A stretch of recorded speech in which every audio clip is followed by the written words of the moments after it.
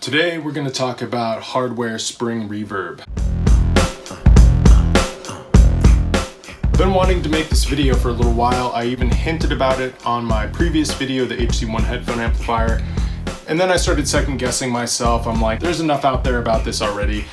Until I posted on it on Instagram and got 2 comments. 1, what is that? 2, I would use mine more, but this setup is kind of wacky. I'm like, okay, I need to make this video. This will be a short and sweet one, but I think a lot of you producers and engineers out there will see this is pretty valuable. First of all, it's funny, like, what is a spring reverb? Even I, as a guitar player who loves spring reverb, I never considered, oh, I can use that in mixing.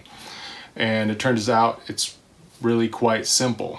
A tank like this costs about 30 bucks. So you have real hardware mechanical reverb for $30. You feed it signal via headphone amp and you receive the signal from a DI, an instrument input. So perfectly usable with pretty much any audio interface. All you have to do is spend like 30 bucks and that'll get you a satisfying result. So that's what it is. But like my other friend pointed out, first of all, they're RCA connections, which who has RCA connections in their studio, right? Where do you put this thing when you're not using it? It's just weird. And then you're feeding it via a headphone amplifier and putting it in the DI, especially with the headphone amplifier. It's like, are you using headphones? You're gonna unplug your headphones, which is what I was running into. It's just a weird setup. So the other thing is, though it's satisfying to just use that, I found pretty substantial benefits in driving it with a better headphone amplifier and DI. So I'm using the HC1 and a Bohansen DI, and you know, that kind of even more so complicates the setup because now you're using all these other different devices and with this awkward box, right? So here's my solution. I put the HC1 in an ammo box. I got a mini reverb tank and put it in here with it. They're independent, but the connections to the reverb tank are accessible right here. So you simply use a patch cable to feed it with the amplifier and then run it into the tank and back out. This I made for recording singers and musicians, so I could give them a dedicated headphone amplifier, but it's just sitting around during the mixing stage, right?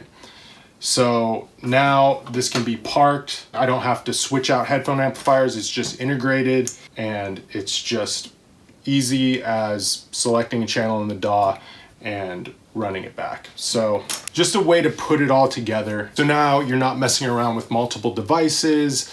It's much less of a fiddly setup.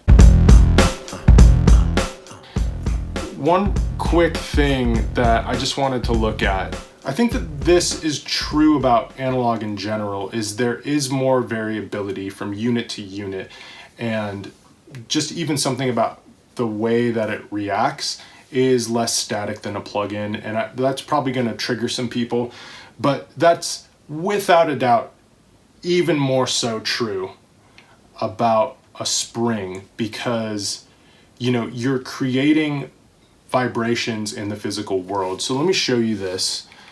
I've just zoomed in on one snare hit, and this is the same snare, the same point in the song, like the literal same snare hit.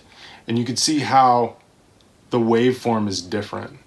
All that just to show like how much variability there is, whereas a plugin is just gonna give you back the same exact reverberation tail every time, or if not, there's like some sort of modulation or something else that's artificial, but it's not going to be as variable as a real world unit. Not only that, but you know, nobody else has this tank. Everybody can buy the same exact plugin and make 50 instances of it, but this is the only tank with these specific springs, which are going to be tensioned slightly differently. All that to say is just hardware, I think, you know, offers us as producers and engineers a little more uniqueness. At the end of the day, it's those subtle extra little things to set us apart.